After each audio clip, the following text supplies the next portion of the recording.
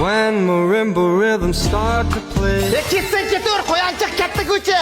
Obbo, oilani uncha deb o'ylashadi bu yoshlar. Ayang yana ketib qoldi, qizim. Uf, bir ayol kishini qo'yniga olishni bilmish dada. Nima qildingsan? Qarab turing. When marimba rhythms start to play, dance with me. Mana bu gul sizga xotin aka. Avval urib endi gul berasizmi? Shu gunohga qo'lim bilan tegdim ko'zimga.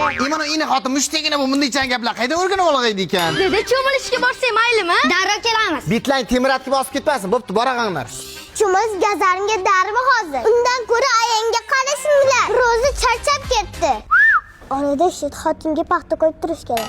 Necha ahmoqcha, ana shunga aqlim yetmabdi. Bog'chada o'qigansan-da, o'qimishli odam baribir boshqacha bo'ladi-da. Qo'llaring singur. O'ldi, anaqanda qaynona kelyapti. Endi uni qo'lidan meni vandamam qutqarolmaydi. Qoch! Qizimni nimaga urasan? O, bratim. Ey o'g'ay, onajonim, jannatim. Voy o'lmasam, kesakdan cho'q chiqdimi? Xotini mahkam ushlash uchun birinchi onasini ushlash kerak. Qizimni nimaga urdingiz? Kecha bozordan tilla tiros oldim. Shu sizga yarasha kerak. Ha, endi xalqimizda erim urmaydi dema, bolam siymaydi dema degan gap bor. Qizimni o'zi tili yomon-da. Hozir uyga borib qizimni urishib jo'natib yuboraman. Zing'allay. Allohu akbar. Chaqmoqdan ayang qaytib kelyapti. Ana, ko'rdingizmi? Yoshlar, sizlarga o'rgatirib o'zimda qolmadi.